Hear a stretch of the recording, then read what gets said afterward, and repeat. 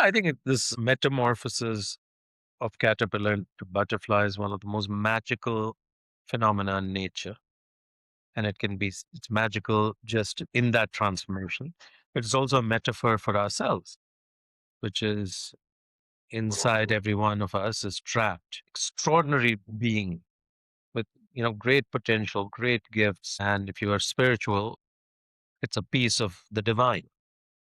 And yet it's trapped in our human body, and most importantly, our stupid constraining set of assumptions. And so the whole point is to shed that as the caterpillar does, and release your potential and who you truly are. And so I think this is a wonderful, wonderful metaphor for that shift.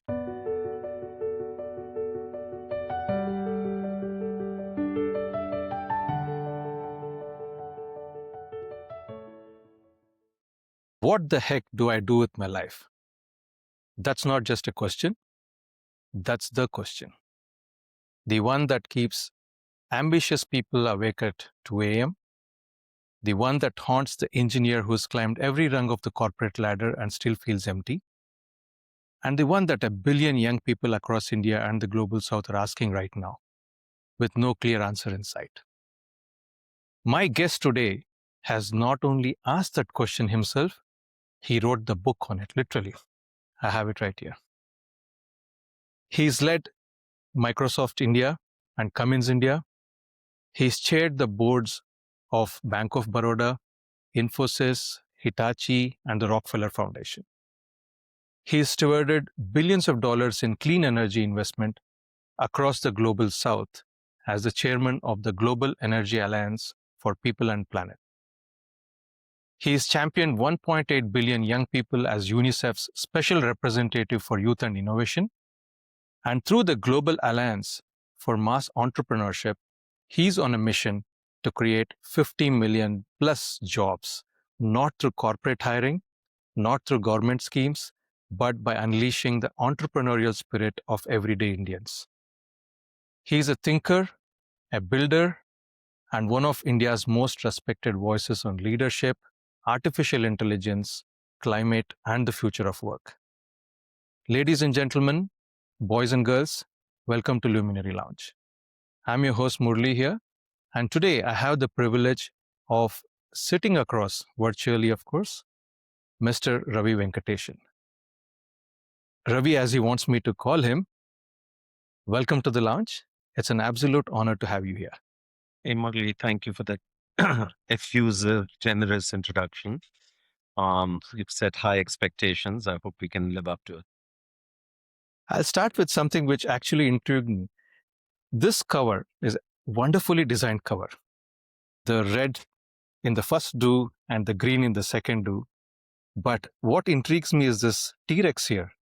This is not a Jurassic Park novel or anything. So how did T-Rex end up representing your philosophy, and what alternative symbol did you fight against? No, I think the credit is entirely due to the graphics team at the publisher, Rupa, because I hadn't really applied my mind to what should be on the cover and all that. I had come up with the title of the book, and I'd shared the manuscript of it. And there was this young lady who read it and designed the cover. And she said, I want to attract attention, because today we're all attention deficit. So whether you're seeing this on Amazon or whether you're seeing it on a bookshelf at an airport or whatever, it should draw your eyes to it. And somebody should wonder, first of all, the red will get your attention. Yeah. If that skips, you miss that, then you start saying, what is this T-Rex doing here? And hopefully some people will still admire Bill Gates and say, look, that's a good endorsement. So the credit is due to this young lady. And essentially it comes from in the beginning, I talk about the great extinction 65 million years ago, when an asteroid hit the earth and dinosaurs, amongst more than 95% of all species, perished. And they perished because the change was very abrupt, sudden, and they could not adapt. And the only creatures that adapted were very early small mammals, which hid underground for 100 years. and that's why mammals are the dominant species. So that's what made Charles Darwin reflect that in nature it's neither the strongest nor the fastest that survive, but those that are best able to adapt to change. And this book is all about adapting to the multiple changes that are profoundly reshaping our lives. AI being just one of them, climate being Yeah, just another yeah, one of them, but all these forces combined. And so these are creating an enormous adaptive challenge for us as individuals, for companies, for organizations, for whole countries. And so the question is, are you going to be a mammal or are you going to be old T Rex? So that was the long story. And I loved it so much, I said, let's keep it. That's that's great. You also talk about in the book that the next 100 years will bring about more change than the last 10,000 put together. Uh, from your personal journey, was there a dinosaur moment in your own life when you realized you were in danger of becoming obsolete? And how did you reshape the way you made decisions at that time? And how did it change your inner thinking? yeah. I don't think I had a dinosaur moment. Um, there's this American baseball whatever player called Yogi Berra. Yeah. Most people today wouldn't have heard of him, different generation. But he said really interesting, profound things in a funny way, which when you actually examine it more closely, make no sense. So one of them is when you come to a fork in a road, take it. Well, it sounds good, except it doesn't mean much. But but I I think pretty much have lived that, which is when there is an opportunity that comes your way, examine it, and most of them will not stand up to scrutiny. But don't let your fear hold you back in terms of saying yes to interesting opportunities. So that's how I ended up going to the US. That's how I decided to come back in the mid 90s when India hadn't really taken off. That's how, when I got the opportunity to leave diesel engines and join Microsoft, I took that. And then I made a decision 15 years ago to stop being an employee and strike out on my own and see how far I could get, and so on and so forth. So I've always found a way to overcome my fears and anxieties about whether something will work out or not work out and just plunge into it and work hard. So I don't see that I had a dinosaur moment, but as more recent years, I've been thinking, hey, that was good job so far, but now you're 60 and we're all living longer. So hopefully I'll live longer too. How do you keep reinventing yourself? Okay. And not become a dinosaur at 65.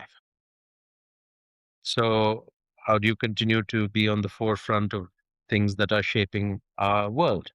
So what are some of the most important issues? Well, climate is, even if it's not in fashion today, it's still not gone away. It's one of the biggest challenges we have. So I continue to play some role in that through the Energy Alliance. The big issue is around AI and how it'll reshape society, jobs, and all that.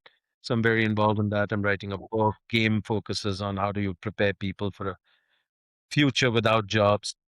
So I think it was more natural in my early years. Now I have to make sure that I don't stick in a comfort zone and I continue to reinvent myself periodically, etc. And the other thing which actually was very evident in the initial part of the book was your mental code of moving from a pessimistic outlook to deliberate optimism. I think your IIT days is something that you quote of how you were with rough boys in the hostel and how it actually changed you to kind of think about being an optimist. But what was that single hardest line of malware, I would say, in your operating system that you had to delete? And what is a daily practice that keeps you going and prevents it from reinstalling? So this is, I think, in the chapter on mindset being the software that shapes our lives. And so if you change the software, your life will change. And one of my challenges, which you're calling this malware, is that I was probably born seeing life in a slightly pessimistic manner. So a pessimist tends to assume the worst in any about any situation or anything new that happens. And I wanted to change this about myself. And the book that helped me with that was called Learned Optimism. And it gave a very simple algorithm uh, for change. It said whenever something happens, first of all, catch yourself being pessimistic. So awareness. And instead of a reflex action, make it a conscious, intentional thing. And remind yourself three things. Don't assume the worst case. It could be better than that. Don't assume it's personal. It's not, it's random actually. And the third thing is don't assume it's this bad thing is going to last forever. Okay. So for instance, if you slip on and have an accident and break your leg, okay, you don't have to assume you're going to be crippled for life. And you don't have to ask yourself, why me? It wasn't personal. It was just an accident. So once you practice this enough, you can catch yourself when you reflexively start getting into your pessimistic sort of mode, and you pop out of it a second later. So that's what served me well. And I give this as an example to say anything you want to change in your programming, you can. You know, whether it's the growth mindset or your, let's say, you're insecure about money or whatever. If you wish to change it, you can. And you also write about this satsang, or choosing your community, your personal board of advisors, or you can say directors. So, can you just tell us a little bit about what this means for people who don't understand, and how to kind of go about doing this? Read the book. Somebody should read those. Can't get all on these nice little youths. Uh, but yeah, I think one of the things that you begin to realize as you get older is who you surround yourself with Yeah. shapes what happens to your life. First of all, it shapes how you think about the world. Okay. So if you've got all pessimists around you, chances are you're going to become pessimistic. If you've all got all people who are worriers, who worry, Yeah. you're also going to become an anxious person. If you hang around optimistic people, it's going to be different. Whatever. So one is it shapes how you think. Second is the people who you surround yourself have their networks, and whatever comes to you, the opportunities that come to you come through your networks. So again, your choice of who you decide to be closest to is important. What you strive for, what you believe is important, what is success, right? So you hang out with Nandan Nilekani and you'll start defining success a certain way. You'll hang out with a different person, let's say Adani, you're going to define success a different way. So these things make a big difference. So my point is be intentional in this choice. Walk away from people whose value system or energy or whatever you don't think Yeah. is great, and Yeah. walk towards and surround yourself with people who you aspire to be more like or who affirm you, give you positive energy. So this idea is an ancient one called satsang. Hang out with the right Yeah. people, satsang. And that's some relationships you can't change. It's a family you're born into, for instance. But most other things are our choices. And I have made very intentional choices to walk towards some people and away from other people. I also introduce this idea of a personal board, mentors, people who will help you make better decisions in life, um, and so on. That's a very interesting aspect, especially when as we are going into a much more unpredictable, volatile world. Having this kind of a board of advisors probably makes more sense now than ever before. So, That was a wonderful insight in the book. Let's go back to your journey. I have actually been quite intrigued, and I've heard a few of your interviews. So before joining Microsoft, you were leading Cummins India. You came from US to head a plant, and you set up the entire plant, and then you're running it very successfully. What did this teach you about operating in chaos and setting up things from disorder to order that even your later role in Microsoft did? Yeah. No, look, I was very, very, very lucky that I started out, my professional life in Cummins. Was and remains a great company. And I had mostly fantastic managers. And they gave me huge opportunities well before I was ready for them to learn and grow into. So I was, you know, some very young, 24 or so, when I got to run a small part of a factory. And that was even before school. I went to business school. Then I got to run a very, very large factory in the US, unionized employees, environment, race relations issues. And I was not yet 30. Then I come to India to set up Tata Cummins. It's not like I did it alone. It was a massive team effort. But it was a huge issue because we had no money. There was a operational and strategic crisis. Our partner, Tata Motors, and we didn't trust each other, like each other. And yeah, there were, and this was in Jamshedpur in those days. And one of my earliest meetings was with the scrap mafia. So they come in and with guns and they say, look, you look like you're young and foolish, came from America. Don't disturb the existing arrangements. You know, so so there was that. Then as later on, soon after, I became the chairman of Cummins India, and I very foolishly, recklessly began changing a legacy organization, and I hit all the resistance, Mhm. and the employees who were pissed off at me or the way I had handled them when running to the Shiv Sena to Bala Saheb Thackeray in those days, and he promised vengeance.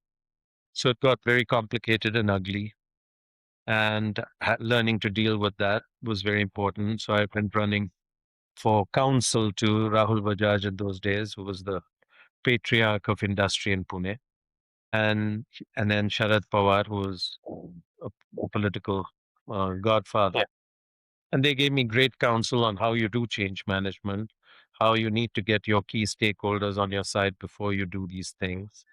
Um, how even if you fire someone, you should do it in a way that leaves them as an ambassador for the company and for you, not in some way where they're looking for vengeance. So I learned a profound amount on these matters, which served me well as I went into Microsoft, Bank of Baroda, and so forth. But I would say much of the foundational lessons on people management, core values, um, thinking about power and influence, and knowing how to turn those things to your advantage was all learned through these experiences. I was reading through one of your LinkedIn posts, and Sorry. you talk about how the hardest part of reinventing anybody's career is to let go of their identity. Yeah, yeah. And you have moved from one big job to another, bigger responsibility, heading Microsoft India, and then redefining the entire, I would say, the image of Microsoft India in India. So, this part of letting go of your identity, how does one practically do that? It's very difficult, and I wouldn't say I've any means uh, successfully dealt with that issue myself. It's a journey, very much work in progress. But um, I, there's the story of Buddha, seeing the three signs and then realizing, look, this life of a prince is not for him, and he goes off and becomes an ascetic seeking realization.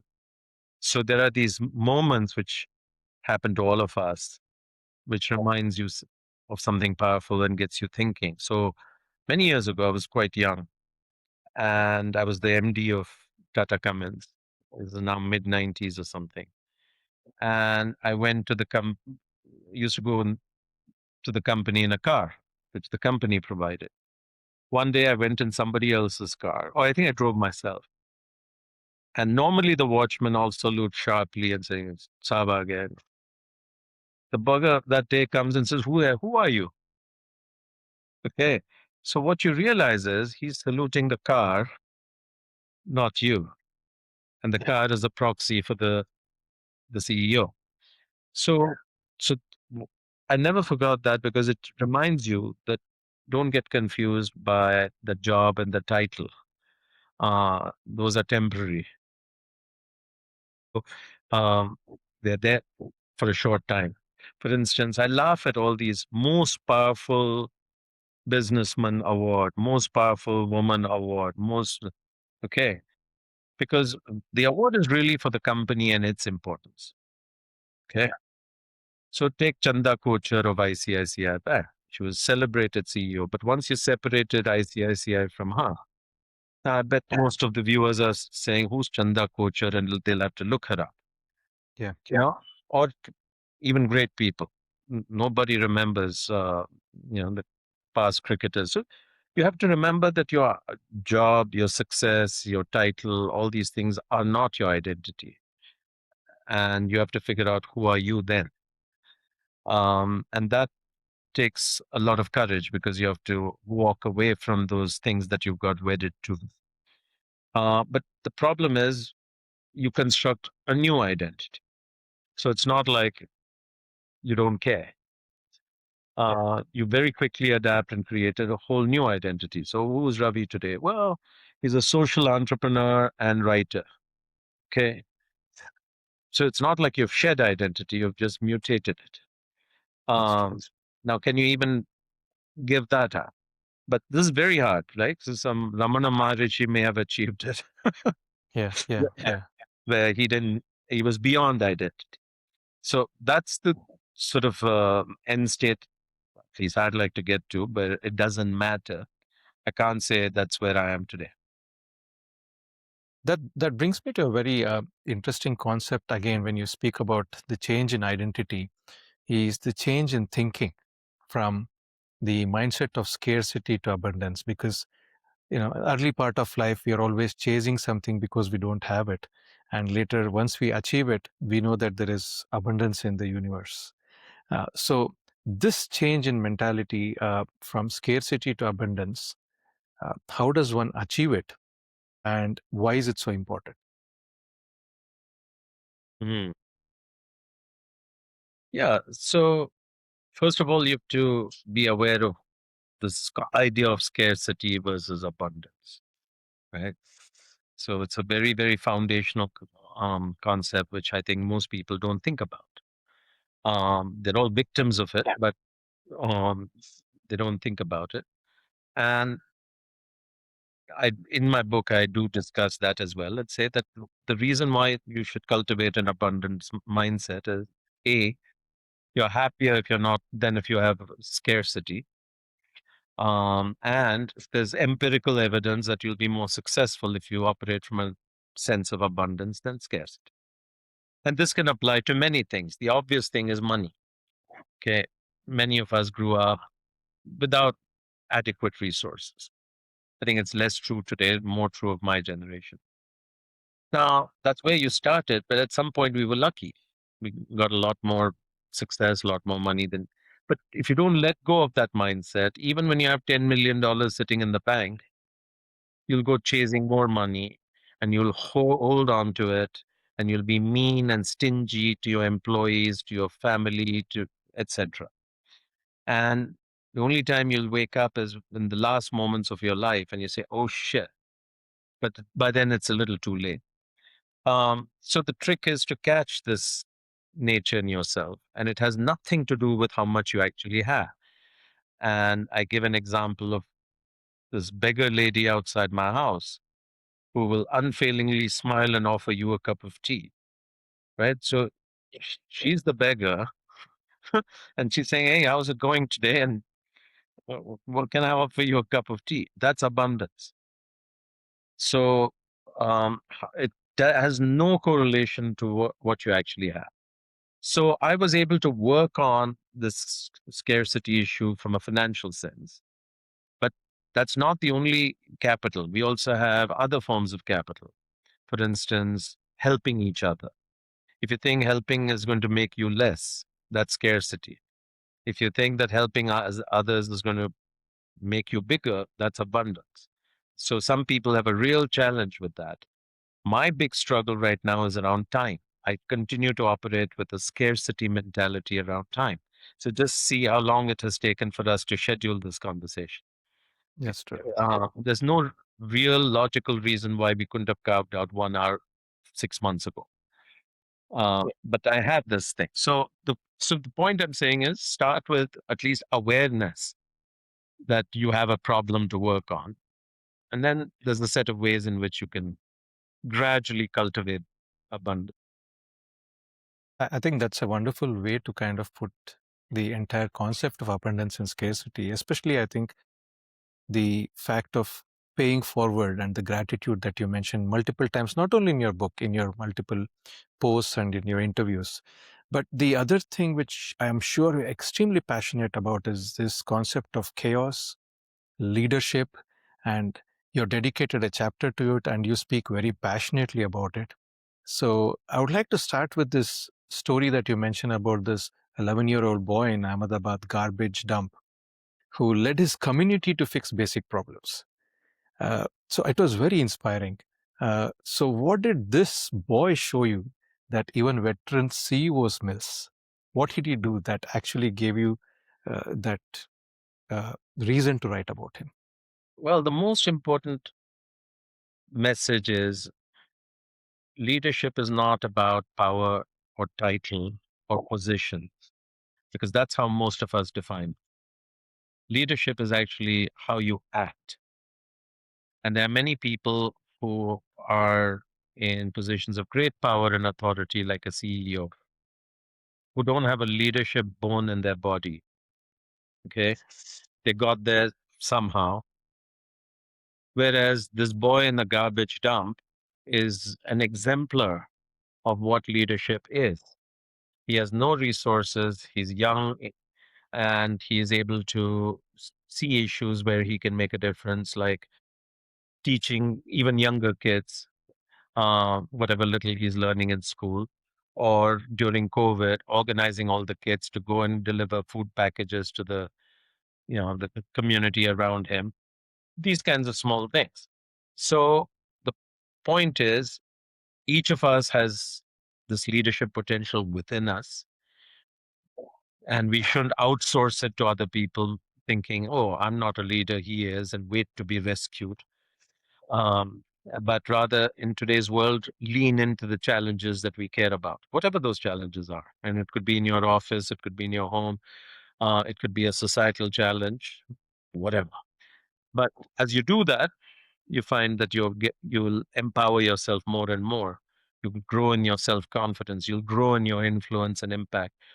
And in a world where AI can do more and more things, the one, I think, Brahmastra, or the ultimate skill, which is unlikely to be replaced anytime soon, is leadership.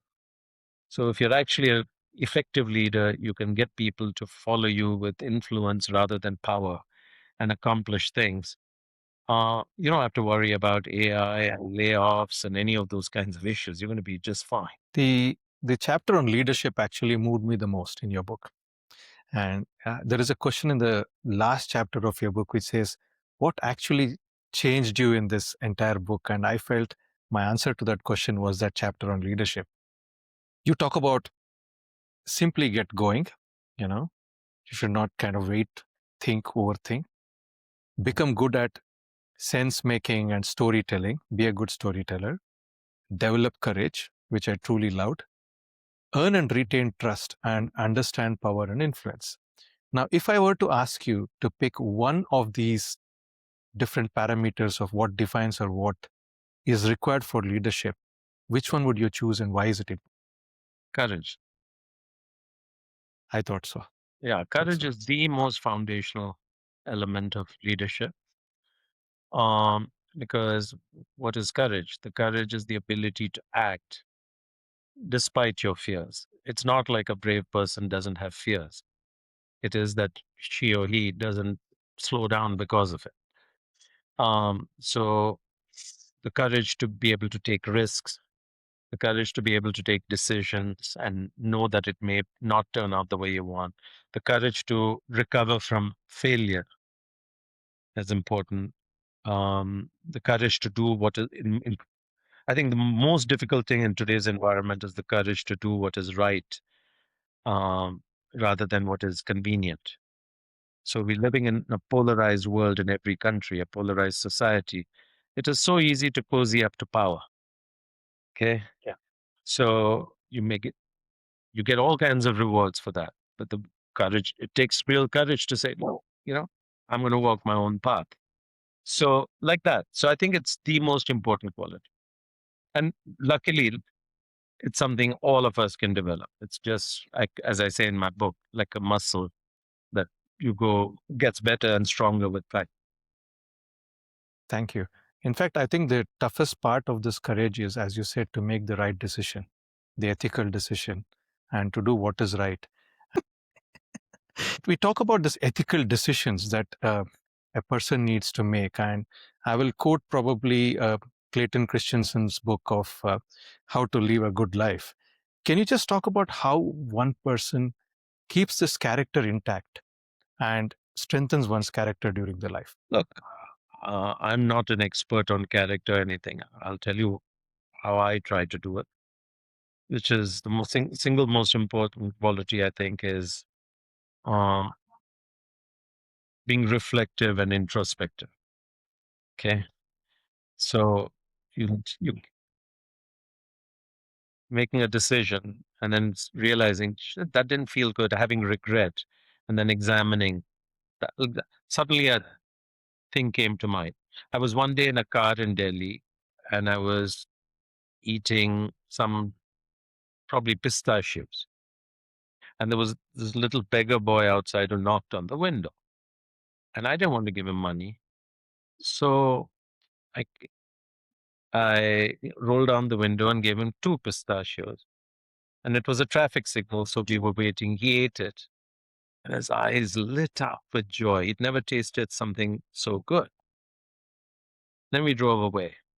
And I had great regret that I didn't give him the whole bag. Okay. It's a small thing. But then afterwards, it haunted me. So I said, Hmm. Why couldn't I have been more generous in that moment? How can I be more generous? And how do I stock my car with lots of goodies and fruit and whatnot that I can just distribute? And it was part of that journey towards abundance. Okay. And that's part of how you build your character. You just become aware of your actions, your feelings and emotions in response to your actions, and and critically examine, look, does it is this do I respect this in myself, or do I wish to change something? And then you change it, and then from this your character evolves. So you do something wrong, for instance, you lose your temper with someone. Typically it'll be with your spouse Pulse. or children or your mom or someone who's irritating, and then you feel bad about it. Okay, then you say, why did I do that? Okay, there was good provocation, but I didn't feel good about it. I need not have reacted that way. And then you catch yourself and then you develop self control. That's character. Yeah. Yeah. Yeah. Okay. So it's just being constantly aware of your actions and your emotional reaction that guides you down the path that you should move towards. Thank you. Ravi, you've been on the board of many companies, big companies. So, to just name a few, Infosys during some of its turbulent years, Bank of Baroda, where you had to turn around the entire bank, a public sector company where you had to kind of liaise with the government and different stakeholders, and of course, big companies like Hitachi and the Rockefeller Foundation. Many of our listeners are doctors who do not probably understand what a board is, and they're probably working themselves in clinics or hospital environment where the decision making directly impacts patients and probably a few people around them. Can you just tell us a little bit about what boards do, one, and second, how do these boards help versus hinder, and what are the structural inside, I would say, systems that are built into good boards which make companies great? Uh, how many hours do we have? Well, the entire, I have 1 hour of your time, so I think probably this would Now, probably take this is five an to 10 minutes. enormously complex question I know. with layers and layers that you can unpack. But in a So, nutshell, yeah. well, the board is intended to be the governance mechanism for an organization, a hospital, a company, or whatever. And what does governance mean? That you help the management make decisions that causes the institution to flourish over time rather than languish and perish. Okay. So at the most basic level, it is the single most important function of a board is to appoint the chief executive and also make a decision about when it's time for change. Okay. But that's half the battle. Uh, I think there is another central function, which is compliance, making sure that the management does things in a way that is compliant with the laws as well as the policies of the organization. Okay, that it does that. Another critical piece is disclosure, is the information we are putting out, whether it's financial information or non financial information, is it accurate? And that's what the audit committee of the board does. These are the basic fun. Then there is the more sophisticated and critical function, which is the strategic governance, is the institution making choices that are leading it to become stronger and more relevant and more impactful, or is it making bad choices? So this is very broadly what boards do. And Churchill famously said of democracy, it's the worst form of government except all others. And so it's the same thing about boards. You can say it's the worst form of governance except all others. So most boards are, you know, somewhat effective or ineffective. Very few are actually truly effective, well functioning. And the biggest difference is not what procedures do they follow and processes do they follow and all that, but simply who they have. Okay. Your choice of who you have on the board, and most importantly, who's who's the chair and determines whether this will make better decisions or worse decisions. If you have board members, directors who are not competent or are more self-interested than care about the institution, uh, or who have very large egos and can't agree on things, and you don't have a chair who can guide them with wisdom to make good decisions, you're going to have problems. And so it's as simple and as difficult as that. Okay, thank you. Thanks a lot. It's a lot. I know we have paucity of time, but there are a couple of important points or aspects that I would like to kind of touch upon. Is one about the Energy Alliance. This is something, again, very new to all of us. Can you just share a little bit of light about what GEAPP is doing? Yeah, it's very simple. We set up the Global Energy Alliance about 5 years ago, and essentially to solve a big problem, planetary challenge. There are 1 billion people in the world, mostly in Africa, but quite a few in India and South Asia, who do not have access to any electricity. They're still burning coal or biomass. And the fundamental thing is that energy leads to development. Okay, if you don't have access to affordable energy, you cannot have economic activity, growth, and development. So if you want 1 billion people to come out of poverty, then you have to deal with, amongst other things, the energy challenge. And most of them are in the so-called global South, Africa, Asia, and some in Latam. And so we were set up to essentially see if we can eliminate this problem. So that's our mission.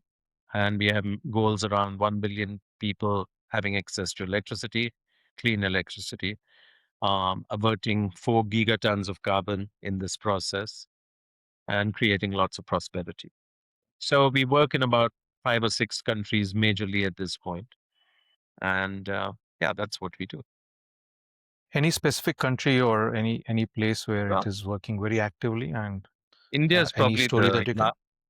India is the Yeah. largest country for us because of we've been on, in some way working here for about 15 years nearly.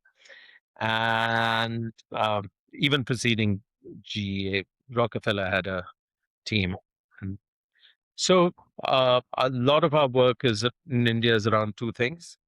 One is around strengthening the utilities, or what we call the discoms, the companies that transmit and distribute electricity.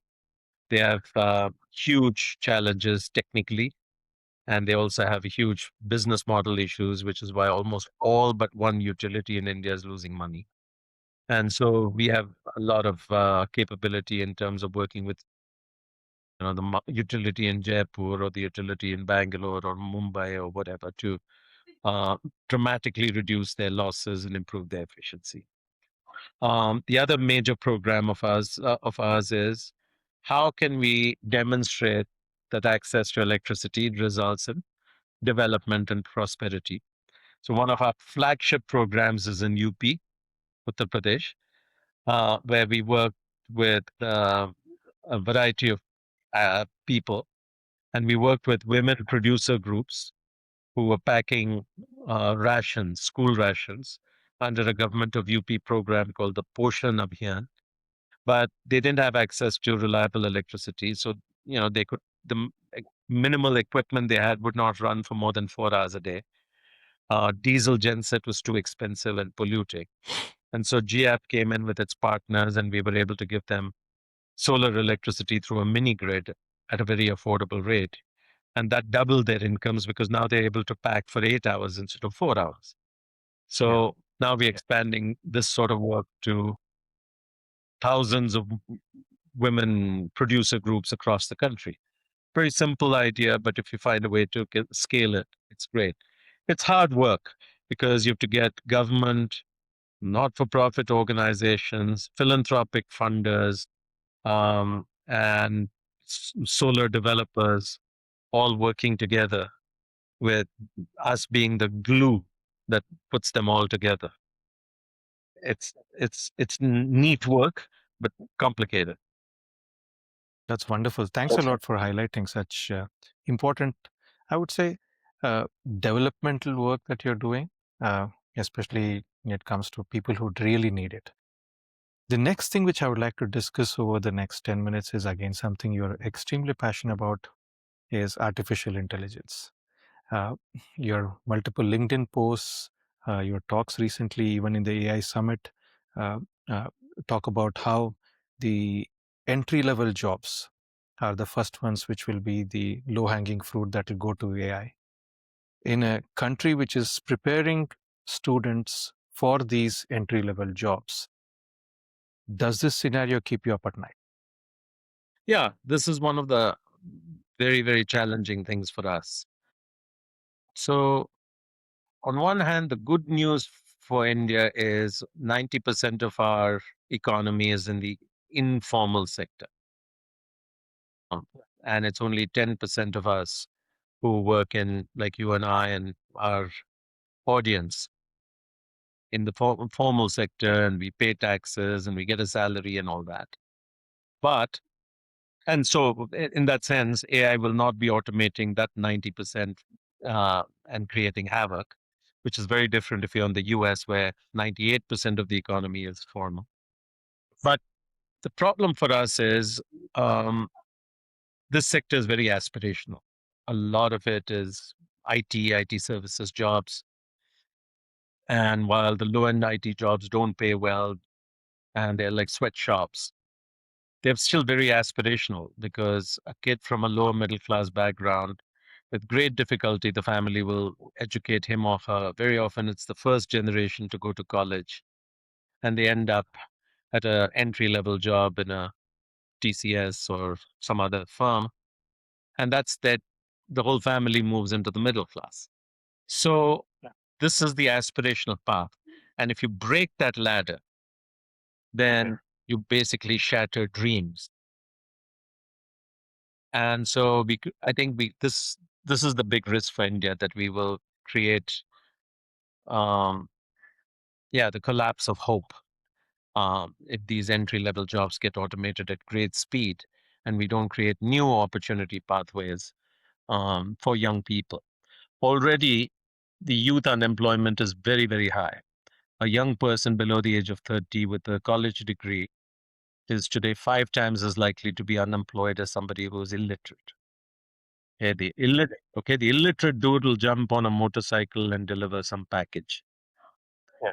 The college kid will wait for a good job. Hmm. Okay. And they're going to be waiting. So that's why already, even before AI has made any great impact, we already have a crisis around youth employment.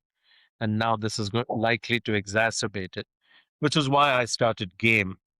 And Game basically is trying to say, how do we convert a lot of these young people into small entrepreneurs, not of tech startups and unicorns and all that, but lots of ordinary, mundane, useful businesses. And if we can get a few of them growing to employ 5 people, 10 people, that was the arithmetic in your introduction. If we can create 10 million of these small entrepreneurs creating 5 jobs on average, you get 50 million jobs over the next 10 years or something. Yeah. And the other thing which you speak about or you've written about is about the digital literacy, not just being now learning how to use probably the computer or something, but it's actually AI literacy. And for people to learn, experiment, and grow, they need an environment. So, can you just tell us about what you mean by this? No, look, yeah. So traditionally, we've always thought of literacy as ability to read and write. And then there was numeracy, which was the ability to do basic arithmetic. And you needed these to do anything useful in life. Um, as AI sort of sweeps across society, we will also need to think about what does AI literacy mean. And in the narrowest sense, it is the ability to access the internet from your thing, which is fine. But it's also the ability to use AI, whatever your role is. So in your role and my role, that may be being able to use chat GPT and Nano Banana in a very proficient way or whatever. Um, but then if you're a farmer, what does AI literacy mean? How do I access information and get advice on things that are relevant to me as a farmer? If I'm a ASHA worker, what does AI using AI mean? So I think we need to think about this role specific ability to use AI along with being able to access it. But it goes beyond using tools. It also has to do with having an entrepreneurial mindset. Okay. There are going to be no jobs, but there'll be plenty of opportunities. So if you have an entrepreneurial mindset, you'll find a way to take some opportunity and build something around it and feed yourself. So part of AI literacy has to encompass, you know, a- the ability to adapt to change, the ability to think entrepreneurially, whether you start a business or not is less important. Uh, that curiosity, leadership, all those things are, I think, a more expansive definition of what literacy means in the AI world. Does that make sense? Very well said. Very well said. Very well said. Has any founder during your in this journey of game, right, where you're looking at entrepreneurial mindset, has anybody kind of shown you that in its purest form, this kind of mass entrepreneurship, uh, yeah, better than a unicorn headline? Can you just share any story out there which is Yeah. something which is So one of our really exciting flagship programs in game is called Women's Economic Empowerment. So we work with small women entrepreneurs or producers, and they may be making some food products, snacks, handicrafts, any number of things. And we help them list and sell on Amazon. And so we have about 90,000 women who are currently in our cohort who are participating in this with excellent results. Um, and I think some of the women, small women entrepreneurs, uh, I think illustrate this really well. So I was in Nagaland recently, and we worked with a fantastic group there called Made in Nagaland. And there was this very smartly dressed, very confident woman uh, who was a small entrepreneur. So she was in a bad marriage and was getting, beaten up and abused and all that. Finally, she leaves, but of course has children and no means of income. And she's completely destitute. Then she runs into this organization which says, "Why don't you start something?" She says, "What do I start? I don't have any skills." So it turns out in the Northeast, they grow a lot of fruit, most of it rots. So they helped us start a business which was making fermented fruit juices, low alcohol fruit juices. And she started brewing this, bottling it, and she's now built a thriving business. Probably does a crore. She's now, part of our cohort, and she's so self-confident. She's now hired 4 or 5 people to help her, particularly during the seasons. I think that's our archetype of success. Okay. wonderful, wonderful. Yeah. Thanks for the thanks for the story. I think it'll definitely inspire a lot of our listeners. Yeah. Uh, So it's ordinary people doing extraordinary things. Great. Uh, the next thing which I would like to actually explore is this contradiction in your life. You are technically a global elite. You are from the IIT Mumbai, then you go to Purdue, then you're Harvard Business School, then you're heading Microsoft operations for India, then Hitachi board. And now you're advocating passionately for slum kids, mass entrepreneurs. And do you ever felt like an outsider in either world? Because you're sitting on these big boards, but at the same time, you're here connecting with people at the grassroots level. I think no, I don't. I think this is back to the identity question. These are merely roles, and like an actor in a play, you go backstage and you change your costume and you come back and play a different role. So, so I have a role when I'm on a board of Hitachi and talking about AI or something, and in that moment, I'm fully into that. But then I've also chosen to take on two big societal challenges, one around energy, one around jobs and entrepreneurship. And when I am focused on that, that's the role I play. So I don't, um, none of them are me. I'm the substrate underneath. These are just roles. That's wonderful. Isn't That's it true? wonderful. That's true for Yeah, all of that's true. But the way you kind of positioned yourself while saying that was amazing. Thank you. Now, the next question comes considering all these roles. How do you manage energy? Your energy, not the global energy. Well, there's no problem with energy as long as you're doing things that you find purposeful, and which you enjoy, and you're doing with like-minded people. Then you're actually getting energy. See, I think the misunderstanding is hard work. How do you sustain that energy? The problem is never with working hard or long. Problem is with doing things that generate passion, excitement, meaning, satisfaction, joy, all those things. So if you make intentional choices about what you do and you're doing things you love with the right people, it's mostly you're getting energy, not giving energy, or at least there's a good balance.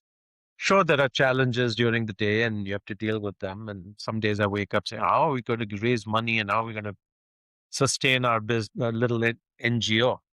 And so it is stressful sometimes, or there's a people issue. But for the most part, if you pick things you love and you pour yourself into it, that's not a problem. As you get older, though, there's a physical issue, which is you do slow down. And so you have to look after yourself better. So you have to eat right and you have to exercise right and do all those things which a younger body can forgive. The body is less forgiving as you grow older. So I think both are important, but mostly I think you were talking about where do you get the mental energy Yeah, mental energy. and strength, and that comes from making choices that are aligned with who you are. You got a extremely rare 360-degree view, which very few people have. You sit in the boardrooms, you are with startups, you are with people who are entrepreneurs, and you sit at the global climate tables, looking at the bigger picture of the entire Earth. So, from where you sit, uh, what do you think is a single or couple of policy blind spots in India uh, when it comes to jobs, education, or energy that you think should change or can change? Great question. And there are many things, but I would say one of the root challenges is we are very elitist. Um, if you look at what do we get excited about? Okay. And let's name a variety of things. We get excited about tech startups and unicorns, and we get excited about Vande Bharat and bullet trains.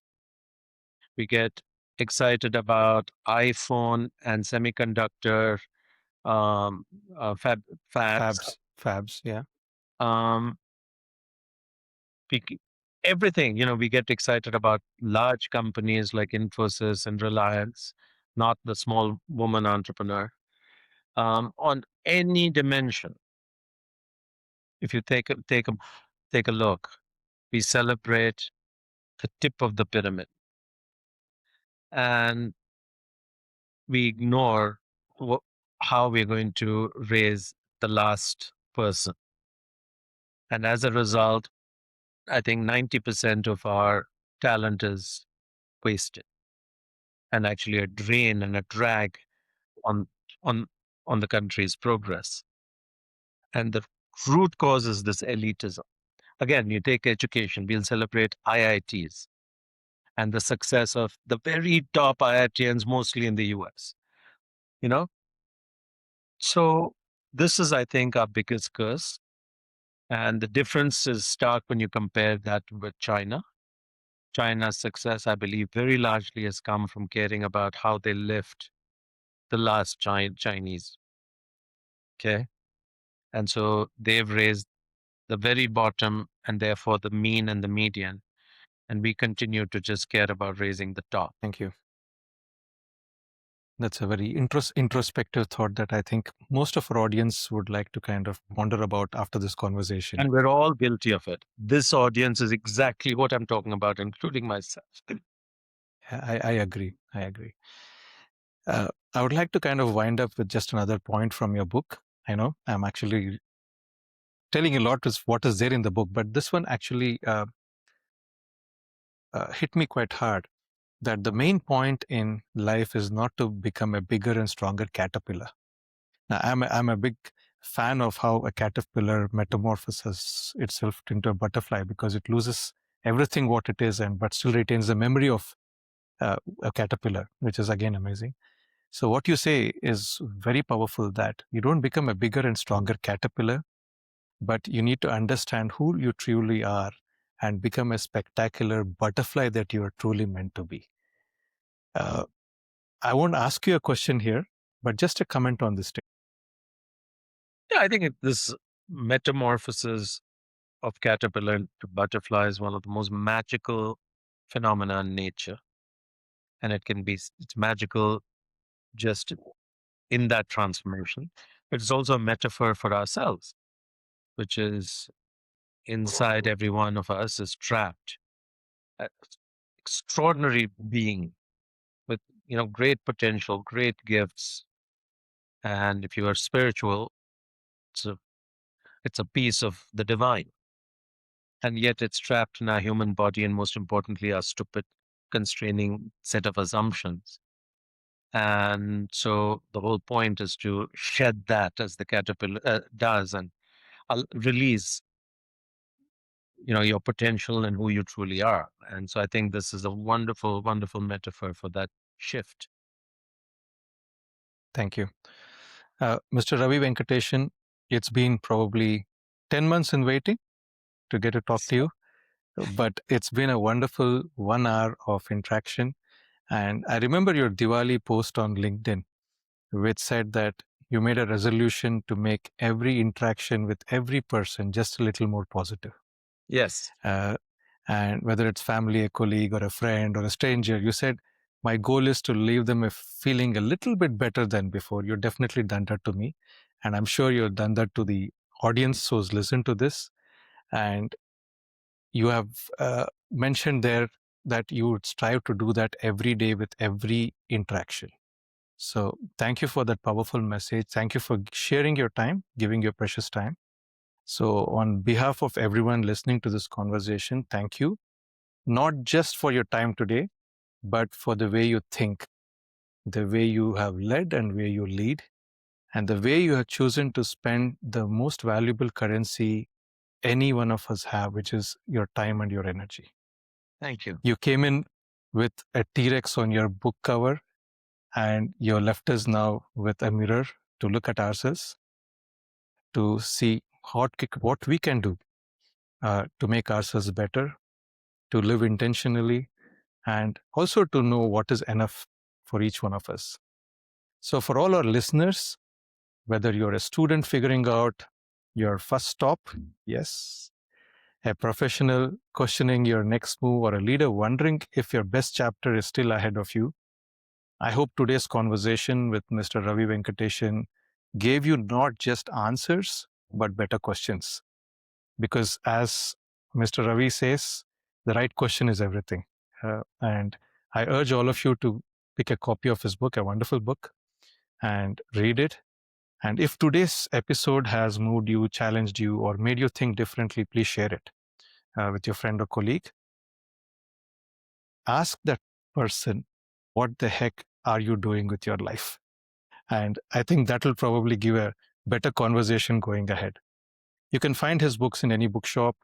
And his other book is Conquering the Chaos, which I had written earlier. And you can also follow him on LinkedIn, where he's got close to 3 lakh followers. And his work at GAME and GEAPP as well, seeing what he does. This is Murali here on behalf of Luminary Lounge. Until next time, stay curious, stay intentional, and keep shining. Thank you.